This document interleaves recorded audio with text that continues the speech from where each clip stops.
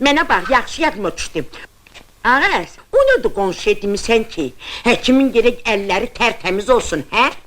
Mən başqa mənada demişəm o sözü. Hə? Deməli mən anlamıram, deməli mən qanmıram, mənim başım boşdur. Bəs onda niyə dayanmırsan? Getir bunu, çək! Axı mən sizə neynəmişəm? Ağız dayımından artıq neyniyəcəksən? Ağzımı açmağa imkan vermirsən.